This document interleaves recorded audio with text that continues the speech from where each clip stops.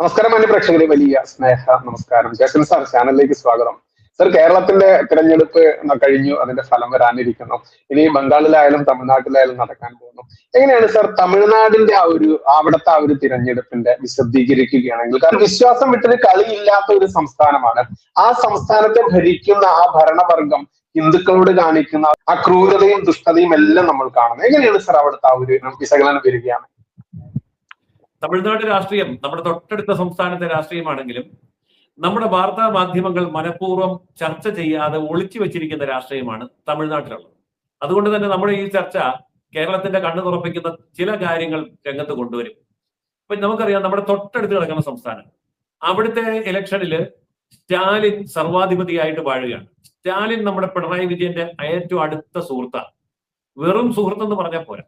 ഇപ്പൊ കഴിഞ്ഞ തവണ CPM-ന് CPI-ക്ക് മുസ്ലിം ലീഗിന് കിട്ടിയ സീറ്റുകൾ സ്റ്റാലിന്റെ DMK ദാനം കൊടുത്ത സീറ്റുകളാണെന്ന് എല്ലാവർക്കും അറിയാം. ഇത് കൂടാതെ 25 കോടി രൂപ CPM-ന്റെ പാർട്ടി ഫണ്ടിലേക്ക് DMK സംഭാവന ചെയ്തു എന്നുള്ള വാർത്തയും ഉണ്ടായിരുന്നു. എന്ന് പറഞ്ഞാൽ ആളും അർത്ഥവും സീറ്റും കൊടുത്ത് CPM-നെ CPI-യെ മുസ്ലിം ലീഗിനെ പോറ്റി വളർത്തിയ ഒരു സംസ്ഥാനമാണ് തൊട്ടടുത്ത് കിടക്കുന്ന തമിഴ്നാട്. പക്ഷെ നമ്മുടെ പത്രങ്ങൾ നോക്കൂ, നമ്മുടെ ചാനലുകൾ നോക്കൂ, തമിഴ്നാട് എന്തുകൊണ്ട് വാർത്തയാവുന്നില്ല? കാരണം തമിഴ്നാട്ടിൽ പോയി ഒരു ഫോട്ടോ പോലും എടുക്കാൻ പറ്റില്ല, എന്നിട്ട് വേണ്ട വീഡിയോ. അതിന്റെ കാരണം ഇതാണ്, തമിഴ്നാട്ടിലെ മുന്നണി ഏതാണ്, ആ മുന്നണിയിലെ ഘടകകക്ഷികൾ ഏതാണ് എന്ന് നമുക്കൊന്ന് നോക്കാം. ഇപ്പൊ DMK മുന്നണി ഇപ്പൊ ഭരണകക്ഷിയാണല്ലോ. സെക്യുലർ പ്രോഗ്രസീവ് അലയൻസ് എന്നാണ്, SPA എന്നാണ് അവരറിയപ്പെടുന്നത്. അതിന്റെ മറുവശത്ത് നിൽക്കുന്നത് NDA ആണ്, നാഷണൽ ഡെമോക്രാറ്റിക് അലയൻസ്. BJP നേതൃത്വം കൊടുക്കുന്ന അല്ലാന്ന് ഓർക്കണം. AIADMK നേതൃത്വം കൊടുക്കുന്ന BJP ഉൾപ്പെടുന്ന മുന്നണിക്ക് NDA എന്ന് പേരിടുമ്പോൾ സ്റ്റാലിന്റെ മുന്നണിയുടെ പേര് സെക്യുലർ പ്രോഗ്രസീവ് അലയൻസ്.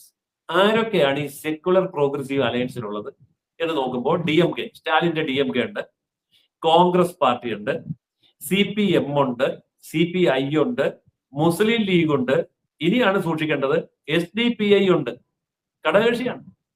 ഇനിയും കുറെ ഘടകകക്ഷികളുണ്ട്. 23 പാർട്ടികളാണ് DMK മുന്നണിയിലുള്ളത്. 23 പാർട്ടികൾ. അപ്പോ അതിന്റെ മുഴുവൻ പേര് ഞാൻ വായിക്കുന്നില്ല. ഇപ്പൊ വായിച്ചിടത്തോളം വെച്ച് ഒരു കാര്യം വ്യക്തമായി. അതായത് കോൺഗ്രസും CPM, CPI, മുസ്ലിം ലീഗ്, SDPI ഇതൊക്കെ ഈ മുന്നണിയിലെ വലിയ ഘടകകക്ഷികളാണ്. ബാക്കിയുള്ളവരൊക്കെ ചെറിയ ചെറുത്.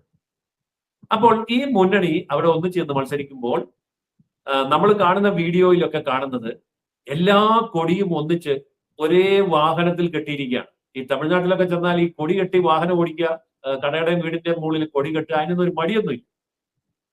അപ്പോൾ പ്രചരണ വാഹനങ്ങൾ വീഡിയോ എടുത്താൽ വീഡിയോ വലിയ വാഹനത്തിന് തൊട്ട് മുമ്പിൽ കെട്ടിയിരിക്കുന്നത് കോൺഗ്രസിന്റെ കൊടി, CPM-ന്റെ കൊടി, SDPI-യുടെ കൊടി, മുസ്ലിം ലീഗിന്റെ കൊടി, DMK-യുടെ കൊടി, പിന്നെ ബാക്കി. ഇതിന്റെ വീഡിയോ എടുത്തിട്ട് കേരളത്തിലോട്ട് വിടാൻ പറ്റില്ലല്ലോ. ഇതിന്റെ ചിത്രം എടുത്തിട്ട് കേരളത്തിൽ പബ്ലിഷ് ചെയ്യാനും പറ്റില്ല. പക്ഷേ സോഷ്യൽ മീഡിയ ഇതൊക്കെ എടുക്കുന്നുണ്ടെന്നുള്ളത് സത്യം. ഇനി അവരുടെ ഇന്നത്തെ അവസ്ഥ എന്താണ് എന്ന് നമുക്കൊന്ന് പരിശോധിക്കാം. ഇപ്പോ DMK മുന്നണിയില് DMK 164 സീറ്റിൽ മത്സരിക്കുന്നു, Congress 28 seat, DMDK 10 seat, VKC 8 seat, CPI 5, CPM 5, MDMK 4, മുസ്ലിം ലീഗ് 2, SDPI 1, പിന്നെ കുറെ പാർട്ടികളുണ്ട്, അവർക്കെല്ലാം ഓരോ സീറ്റ്. 234 അംഗ നിയമസഭയിലെ കണക്കാണ് ഇപ്പൊ ഞാൻ സൂചിപ്പിച്ചത്. മറുവശത്ത് NDA-യിലേക്ക് വരികയാണെങ്കിൽ AIADMK 167, BJP 27, PMK 18, AMMK 11, TMC 5, ബാക്കിയൊക്കെ ഒരു 2-3 പാർട്ടിയും കൂടെ ഉള്ളൂ, ഓരോ സീറ്റ് വീതം. ഇതാണ് അവസ്ഥ. വളരെ കുറച്ച് സീറ്റുകൾ, 9 പാർട്ടി മാത്രമേ ഉള്ളൂ BJP-യുടെ മുന്നണിയിൽ. മറ്റുള്ളത് 23 പാർട്ടിയാണ്. ഞാനിത് എടുത്തു പറയാൻ കാര്യം, ഇലക്ഷൻ റിസൾട്ട് വന്നു കഴിയുമ്പോൾ ഈ 9 പാർട്ടിയുള്ള BJP മുന്നണി 23 പാർട്ടിയുള്ള മുന്നണിയോട് ഏറ്റുമുട്ടിയാണ് വിജയം വരിക്കാൻ പോകുന്നത്. ഇനി ഇത് കൂടാതെ വേറൊരു സംഭവമുണ്ട്. നടൻ വിജയുടെ പാർട്ടി TVK 234-ൽ 234 സീറ്റിലും മത്സരിക്കുന്നുണ്ട്. പിന്നെ വേറൊരു നടനും സംവിധായകനുമായ സീമാൻ എന്ന് പറഞ്ഞ ഒരാളുണ്ട്. അയാൾക്ക് NTK എന്ന് പറഞ്ഞൊരു പാർട്ടിയുണ്ട്, 234 സീറ്റിലും മത്സരിക്കുന്നുണ്ട്. ഇവിടെ ഈ നടൻ വിജയ്ക്ക് BJP ഉപമുഖ്യമന്ത്രി സ്ഥാനം ഓഫർ ചെയ്യുന്നതാണ്. ഞങ്ങളുടെ മുന്നണി കൂടിക്കോ, ഉപമുഖ്യമന്ത്രിയാക്കാന്ന് പറഞ്ഞപ്പോൾ ഉപമുഖ്യമന്ത്രി പോലെ മുഖ്യമന്ത്രിയാണ് എനിക്ക് വേണ്ടത്, ഞാൻ ഒറ്റയ്ക്ക് മുഖ്യമന്ത്രി ആയിക്കോളാം എന്ന് പറഞ്ഞാണ് ഇപ്പൊ നടൻ വിജയ് പോയിരിക്കുന്നത്. അപ്പോ ആ നടൻ വിജയ് നിൽക്കുന്ന സ്ഥലത്ത് ബാക്കി പാർട്ടികളുടെ അതൊരു ക്രിസ്ത്യൻ ഭൂരിപക്ഷ മണ്ഡലത്തിലാണ് ഇയാൾ പോയി നിൽക്കുന്നത്. അവിടെ ക്രിസ്ത്യൻ പാർട്ടി വേറെ നിൽക്കുന്നുണ്ട്. ഗതി എന്താകുമെന്നും അപ്പൊ തന്നെ വ്യക്തമാണ്. പിന്നെ കമലഹാസൻ ഉണ്ട്. കമലഹാസന്റെ MNM എന്ന് പറയുന്ന മക്കൾ നീതി മണ്ഡലം എന്ന് നമുക്ക് പറയുന്ന ഒരു പാർട്ടിയുണ്ട്. അത് ഏതാണ്ട് 180 മണ്ഡലങ്ങളിൽ മത്സരിക്കുന്നു. കഴിഞ്ഞ തവണ സാക്ഷാൽ കമലഹാസൻ BJPയോട് ഏറ്റുമുട്ടി BJPയുടെ മഹിളാ മോർച്ച സംസ്ഥാന പ്രസിഡന്റിനോട് തോറ്റ ആളാണ് കമലഹാസൻ. ഇതിനേക്കാൾ രസം പാളയം കോട്ടെ എന്ന് പറഞ്ഞൊരു മണ്ഡലത്തില് SDPIയുടെ സംസ്ഥാന പ്രസിഡന്റ് നെല്ലൈ മുബാറക്ക് മത്സരിക്കുക. ഈ നെല്ലൈ മുബാറക്കിന് വേണ്ടി അവിടെ തെരഞ്ഞെടുപ്പ് യോഗത്തിൽ പോയത് CPMന്റെയും കോൺഗ്രസിന്റെയും മുസ്ലിം ലീഗിന്റെയും അടക്കമുള്ള എല്ലാ നേതാക്കളുമാണ്. SDPIയുടെ സംസ്ഥാന പ്രസിഡന്റിന് വേണ്ടി. അപ്പോൾ ഇവിടെ വരുമ്പോൾ SDPI വർഗീയ കക്ഷിയാണ്, തമിഴ്നാട്ടിൽ ചെല്ലുമ്പോൾ സഖ്യകക്ഷിയാണ്. ഇവിടെ SDPIയെ മാറ്റി നിർത്തുന്നു ഒരു വിഭാഗം, മറ്റേ മുന്നണിയിൽ അവരെ ചേർത്ത് നിർത്തി അവർക്ക് സീറ്റ് കൊടുക്കുന്നു. തമിഴ്നാട്ടിൽ ചെല്ലുമ്പോൾ ഇവരെല്ലാം കൂടെ ഒറ്റ മുന്നണിയായി നിന്നുകൊണ്ട് ഒരേ സ്റ്റേജിൽ നിന്ന് വോട്ട് പിടിക്കുന്നു. ഇതാണ് തമിഴ്നാട്ടിൽ നമുക്ക് കാണാവുന്ന വളരെ വ്യക്തമായ ഒരു ചിത്രം. അപ്പോൾ കേരളത്തില് നമുക്കിപ്പോൾ ഈ LDF UDFനെയും എടുത്താൽ മുസ്ലിം തീവ്രവാദി പാർട്ടികൾ എണ്ണിയാൽ ഒടുങ്ങാത്തത്ര പാർട്ടിയുണ്ട്. നമ്മൾ പൊതുവെ പറയും IUML, ഇന്ത്യൻ യൂണിയൻ മുസ്ലിം ലീഗ്, അവർ വലിയ മതേതര പാർട്ടിയാണ്. പക്ഷെ അതൊക്കെ പൊളിച്ചു കളഞ്ഞു ഷാജി. മതമാണ് മതമാണ് മതമാണ് എല്ലാം എന്ന് പറയുകയും കൂടാതെ തൊട്ടു പിന്നാലെ അദ്ദേഹം നടത്തിയ രണ്ടാമത്തെ പ്രസംഗത്തിൽ ഇതേ ഷാജി പറഞ്ഞൊരു കാര്യമുണ്ട്. ഞങ്ങളുടെ പാർട്ടിയുടെ പേര് നിങ്ങൾ ശ്രദ്ധിച്ചിട്ടുണ്ടോ? മുസ്ലിം ലീഗ് എന്നാണ്. പച്ചക്കാണ് ഞങ്ങൾ പറയുന്നത്. ഞങ്ങളുടെ പാർട്ടിയിൽ ഡെമോക്രാറ്റിക് എന്നോ അല്ലെങ്കിൽ സോഷ്യലിസ്റ്റ് എന്നോ ഒന്നും ഞങ്ങൾ എഴുതിയിട്ടില്ല. ഞങ്ങൾക്ക് അതിന്റെ ആവശ്യമില്ല. കാരണം ഇത് മുസ്ലിങ്ങൾക്ക് വേണ്ടിയുള്ള പാർട്ടിയാണ്, ഞങ്ങൾ പച്ചക്കാണ് പറയുന്നത്. ഇത്രയും പറയുന്ന മുസ്ലിം ലീഗ് എന്ന് പറയുന്ന തള്ളക്കോഴി മുട്ടയിട്ട് വിരിയിച്ചെടുത്തതാണ് ബാക്കി എല്ലാത്തിനെയും. അതായത് INL എങ്ങനെ ഉണ്ടായെന്ന് നമുക്കറിയാം, മുസ്ലിം ലീഗിനകത്തുനിന്ന് പോയതാണ്. PDP എങ്ങനെ ഉണ്ടായതെന്ന് അറിയാം, മുസ്ലിം ലീഗിനകത്തുനിന്ന് പോയതാണ്. അതുപോലെ ഇപ്പൊ തന്നെ SDPI ആണെങ്കിലും PFI ആണെങ്കിലും ജമാഅത്തെ ഇസ്ലാമി ആണെങ്കിലും വെൽഫെയർ പാർട്ടി ആണെങ്കിലും ഏതാണ്ടൊരു 1/2 ഡസൻ പാർട്ടി മുസ്ലിം തീവ്രവാദി പാർട്ടികൾ കേരളത്തിൽ ഉണ്ടായിട്ടുണ്ട്. ഇതിന് മുഴുവൻ മുട്ടയിട്ട് ജനിപ്പിച്ച് വിരിയിച്ച് ഇറക്കി തീറ്റ കൊടുത്ത് വളർത്തിയത് മുസ്ലിം ലീഗാണ്. ആ മുസ്ലിം ലീഗിന് തീറ്റ കൊടുത്ത് വളർത്തത് കോൺഗ്രസും കമ്മ്യൂണിസ്റ്റുകാരുമാണ്. അപ്പൊ ചുരുക്കി പറഞ്ഞാൽ ഇസ്ലാമിക തീവ്രവാദി പാർട്ടികളെ 1/2 ഡസനോളം പാർട്ടികളെ കേരളത്തിൽ ഉത്പാദിപ്പിച്ച് അതിനെ 2 മുന്നണിയിലും പോറ്റി വളർത്തുന്ന ഇവര് തമിഴ്നാട്ടിലെത്തുമ്പോൾ ഒറ്റ മുന്നണി, അതാണ് DMK മുന്നണി. ഈ DMK മുന്നണി ഇത്തവണ ചെയ്യാൻ പോകുന്ന അവസ്ഥ എന്താണെന്ന് നോക്കിയാൽ തമിഴ്നാട് രാഷ്ട്രീയത്തിന്റെ മറ്റൊരു ഭാഗം കൂടി നമ്മൾക്ക് പരിശോധിക്കേണ്ടി വരും. അതായത് ഇപ്പോഴും നടൻ വിജയ് ഒരു പാർട്ടിയുമായിട്ട് ഒറ്റയ്ക്ക് നിൽക്കുമ്പോൾ വാർത്തകളിൽ നിറയുന്നത് നടൻ വിജയുടെ വലിയ റാലി നടക്കുന്നു, ധാരാളം ആള് കൂടുന്നു, ആൾക്കാർ തിരക്കിൽപ്പെട്ട് മരിക്കുന്നു. ഇന്നലത്തെ വാർത്ത സ്ത്രീകൾ ധാരാളം പേര് വെള്ളം കിട്ടാതെ ബോധം കെട്ട് വീഴുന്നു. ഇതൊക്കെയാണ്. ഇതൊക്കെ വോട്ടായി മാറോ എന്ന് ആ ജനക്കൂട്ടത്തിൽ തന്നെയുള്ള ആൾക്കാരോട് ഒരു TV ലേഖകൻ ചോദിക്കുന്ന ഞാൻ കേട്ടു. അപ്പൊ അയാൾ പറഞ്ഞു, ഇത് സിനിമ, ഞങ്ങൾ സിനിമ നടനെ കാണാൻ വന്നതാണ്, വോട്ട് വേറെ, അത് ഇതല്ല എന്ന് പറഞ്ഞു. ഇത് ശരിയാണോ എന്ന് നമുക്ക് പുറകോട്ട് നോക്കാം. തമിഴ്നാട് രാഷ്ട്രീയത്തിൽ സിനിമാ നടന്മാർ വളരെ വലിയ റോളുകൾ വഹിച്ചിരുന്ന ഒരു കാലഘട്ടമുണ്ട്. നമുക്കറിയാം, തുടക്ക കാലഘട്ടത്തിൽ കരുണാനിധി, MGR, ജയലളിത, ആ 3 പേരുടെ ഒരു കാലഘട്ടത്തിന് ശേഷം തമിഴ്നാട് രാഷ്ട്രീയത്തിൽ സിനിമാ നടന്മാർക്കും നടിമാർക്കും ഒന്നും യാതൊരു വിലയും ആരും കൊടുത്തിട്ടില്ല. കാരണം രാഷ്ട്രീയം മാറി. അല്ലായിരുന്നുവെങ്കിൽ ഞാനിപ്പോൾ പേര് പറയുന്ന 7 മഹാനടന്മാർ രാഷ്ട്രീയ പാർട്ടി ഉണ്ടാക്കി രംഗത്തിറങ്ങി 8 നിലയിൽ പൊട്ടി വീട്ടിൽ കയറിയവരാണ്. ശിവാജി ഗണേശൻ, വിജയകാന്ത്, കമലഹാസൻ, ഭാഗ്യരാജ്, ശരത് കുമാർ, കാർത്തിക്, ഏറ്റവും അവസാനം രജനീകാന്ത്. പാർട്ടി പ്രഖ്യാപിക്കുന്നതിന്റെ തലേ ദിവസം പാട്ടുപെട്ടി മടക്കി വീട്ടിൽ പോയി, അയ്യോ എനിക്ക് വയ്യ, പനിയാ, തലവേദനയാ, പറ്റിയല്ല എന്ന് പറഞ്ഞു. ഇതൊരു വ്യക്തമായ സൂചനയാണ്. ഈ സൂചന കണ്ടുപഠിക്കാത്തയാളാണ് വിജയ്. അപ്പോൾ വിജയിയുടെ പാർട്ടി എന്താകും എന്നുള്ളത് നമുക്ക് കാണാം. എന്തായാലും തമിഴ്നാട് രാഷ്ട്രീയത്തിൽ AIADMK പളനിസ്വാമി മുഖ്യമന്ത്രി ആയിക്കൊണ്ട്, BJP ഉപമുഖ്യമന്ത്രി ആയിക്കൊണ്ട് തമിഴ്നാട്ടിൽ ഒരു മന്ത്രിസഭ വരും എന്ന് ജനങ്ങൾ തീരുമാനിച്ചു കഴിഞ്ഞു.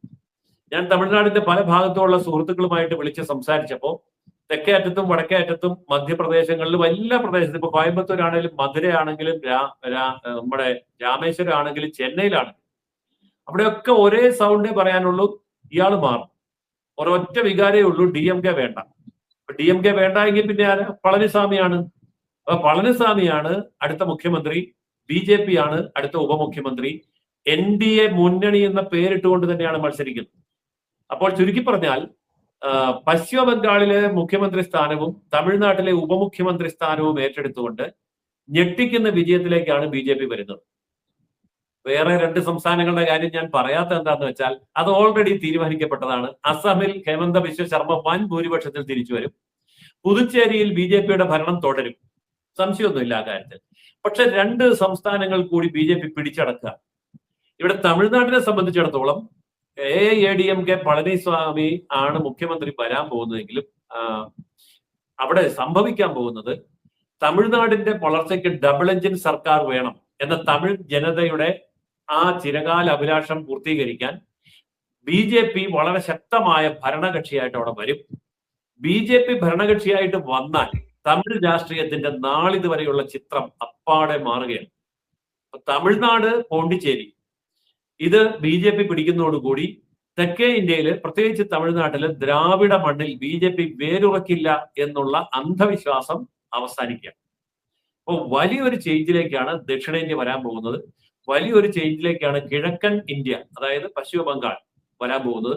പശ്ചിമ ബംഗാളിന്റെ തൊട്ടടുത്ത് കിടക്കുന്ന ബീഹാറിൽ BJP മുഖ്യമന്ത്രി വന്നിട്ട് ഏതാനും ദിവസങ്ങളേ ആയിട്ടുള്ളൂ. അതായത് ജനതാദള, ലാലു പ്രസാദ് അല്ലെങ്കിൽ അങ്ങനെയൊക്കെയുള്ളവരുടെ ആ മേഖല മുഴുവൻ BJP പിടിച്ചടക്കി. ഒറീസ ഒറ്റയ്ക്ക് BJP പിടിച്ചടക്കിയിട്ട് ഏതാനും മാസങ്ങളെ ആയിട്ടുള്ളൂ. ചുരുക്കി പറഞ്ഞാൽ വടക്ക് കിഴക്കൻ സംസ്ഥാനങ്ങളും കിഴക്കൻ സംസ്ഥാനങ്ങളും ഇപ്പോൾ തെക്കേ അറ്റത്തുള്ള തമിഴ്നാടടക്കം വമ്പൻ മുന്നേറ്റത്തിലേക്കാണ് BJP വരുന്നത്. ഇതോടൊപ്പമാണ് കേരളത്തിൽ BJP അതിശക്തമായിട്ടുള്ള സ്ഥാനാർത്ഥികളെ വിജയിപ്പിച്ചുകൊണ്ട് കേരള നിയമസഭയിലേക്കും എത്തുന്നത്.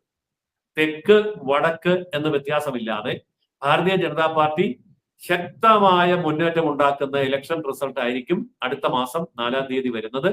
അതിനു മുമ്പ് 29-ാം തീയതി വരുന്ന എക്സിറ്റ് പോൾ അതെന്ത് തന്നെയാണെങ്കിലും റിസൾട്ട് ഇങ്ങനെ ആയിരിക്കും എന്ന കാര്യത്തിൽ എല്ലാവർക്കും ഉറപ്പിച്ച് തന്നെ വിശ്വസിക്കാം.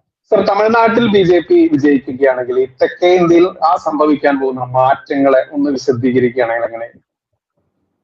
തീർച്ചയായിട്ടും വളരെ പ്രധാനപ്പെട്ട ഒരു ചോദ്യമാണിത്. ഈ ദക്ഷിണേന്ത്യൻ കട്ടിംഗ് സൗത്ത് എന്നൊരു വികാരം ഉണർത്തിക്കൊണ്ട് വിദേശ FCRA ഫണ്ട് ഉപയോഗിച്ചുകൊണ്ട് തെക്കേ ഇന്ത്യയെ വടക്കേ ഇന്ത്യയിൽ നിന്നും വേർതിരിക്കുക എന്നൊരു ലക്ഷ്യത്തോടെ ഗൂഢമായിട്ട് പ്രവർത്തിക്കുന്ന അന്താരാഷ്ട്ര ശക്തികൾ, ചെറിയ കക്ഷികളൊന്നുമല്ല, ചൈന മുതൽ അമേരിക്ക വരെയുള്ള സകല ശത്രുക്കളും ഇന്ത്യയെ വെട്ടിമുറിക്കാൻ വേണ്ടി നിൽക്കുകയാണ്. ഇതിന് ചൂട്ടുപിടിക്കുന്ന രീതിയിൽ ഇവിടെ DMK ഉണ്ട്, കോൺഗ്രസ് ഉണ്ട്, CPM ഉണ്ട്. പക്ഷെ അവർക്കൊക്കെ ശക്തമായ തിരിച്ചടിയായിരിക്കും ഈ റിസൾട്ട്. ഇതിനെ തുടർന്ന് സംഭവിക്കാൻ പോകുന്നത് തെലങ്കാനയിലും ആന്ധ്രാപ്രദേശിലും കർണാടകത്തിൽ ഓൾറെഡി തന്നെ BJP ഭരിച്ച സ്ഥലമാണ്. അപ്പോൾ തെലങ്കാന, ആന്ധ്ര, കർണാടക, തമിഴ്നാടിന് തൊട്ട് പിന്നാലെ ഈ സംസ്ഥാനങ്ങളിൽ വളരെ വലിയ മാറ്റം ഉണ്ടാവും. അതായത് ഉത്തരേന്ത്യയില് ഒരു കാലത്ത് ഗുജറാത്തിൽ അധികാരം കിട്ടി, രാജസ്ഥാനിൽ കിട്ടി. പക്ഷെ അപ്പോഴും ഉത്തരാഖണ്ഡ്, ഉത്തർപ്രദേശ്, ബീഹാർ ഈ പ്രദേശങ്ങൾ BJPയുടെ കയ്യിലായിരുന്നില്ല. ഉത്തരേന്ത്യ മുഴുവൻ ആയിരുന്നില്ല. ഹരിയാന, പഞ്ചാബ് ഇതൊന്നും അങ്ങനെ ആയിരുന്നില്ല. അതിന് കുറെ വർഷങ്ങൾ പിന്നെ കാത്തിരിക്കേണ്ടി വന്നു. എന്ന് പറഞ്ഞതുപോലെ കർണാടകത്തിൽ BJP അധികാരത്തിൽ വന്നു, തമിഴ്നാട്ടിൽ ഇപ്പൊ അധികാരത്തിൽ വരുന്നു.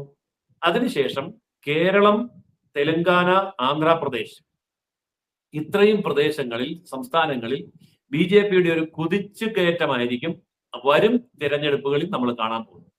അതിപ്പോ അടുത്ത ലോക്സഭയാണെങ്കിലും അടുത്ത നിയമസഭയാണെങ്കിലും.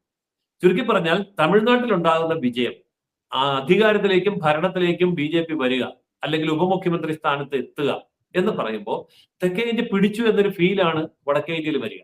തെക്കേ ഇന്ത്യയിലെ മറ്റ് സംസ്ഥാനങ്ങളിൽ ഇത് തന്നെ വരും. Already Goa BJP ഭരിക്കുന്നുണ്ട്. അതുപോലെ തെലങ്കാന, ആന്ധ്രാപ്രദേശങ്ങളിൽ BJP കുതിച്ചുകയറ്റത്തിലാണ്.